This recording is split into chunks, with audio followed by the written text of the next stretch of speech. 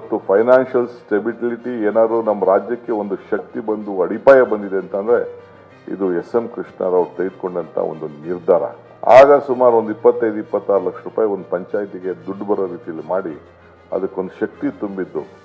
ಹಿಂಗೆ ಒಂದು ಇಲಾಖೆ ಒಂದು ವಿಚಾರ ಅಲ್ಲ, ಕೊನೆಗೆ ರೂರಲ್ ಡೆವಲಪ್ಮೆಂಟು ಅರ್ಬನ್ ಡೆವಲಪ್ಮೆಂಟ್ಗೆ ಒಂದು ದೊಡ್ಡ ಶಕ್ತಿ ಕೊಟ್ಟು ಇವತ್ತು ಕರ್ನಾಟಕ ರಾಜ್ಯಕ್ಕೆ ಒಂದು ಹೊಸ ಫೌಂಡೇಶನ್ ಅನ್ನ ಹಾಕಿದ್ರು.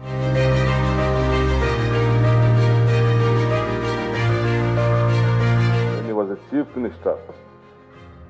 ಕಾಂಗ್ರೆಸ್ ಅಧ್ಯಕ್ಷನ ಮನೆಗೆ ಕರೀತಿರಲಿಲ್ಲ. ಕಾಂಗ್ರೆಸ್ ಅಧ್ಯಕ್ಷನ ಹತ್ರಕ್ಕೆ ಕರ್ನಾಟಕ ರಾಜ್ಯದ ಕಾಂಗ್ರೆಸ್ ಅಧ್ಯಕ್ಷಕ್ಕೆ ಚೀಫ್ ಮಿನಿಸ್ಟರ್ ಹುಡುಕೊಂಡು ಹೋಗ್ತಿದ್ರು. ಇವತ್ತೇನು ಜನಾರ್ದನ್ ಪೂಜಾರಿ ಒಂದು ದಿನನೂ ಅವ್ರ ಮನೆಗೆ ಹೋಗಿರಲಿಲ್ಲ. ಏನ್ರಿ ಯಾರು ನೋಡಿದ್ದೀರಾ ಅವ್ರ ಮನೆಗೆ ಹೋಗಿರೋದು? Janardhan Poojary use to come to Congress office to meet the PCC president.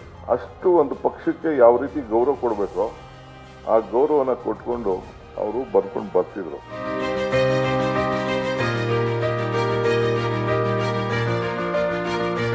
92 years ಅವ್ರದ್ದು ಡಿಸಿಪ್ಲಿನ್ ಲೈಫ್ ಇದೆಯಲ್ಲ, ಡಿಸೈರ್, ಡೆಡಿಕೇಟ್, ಡಿಸಿಪ್ಲಿನ್ ಲೈಫ್ ಇದೆಯಲ್ಲ, ಆ ಲೈಫು ಅಷ್ಟು ವರ್ಣರಂಜಿತ.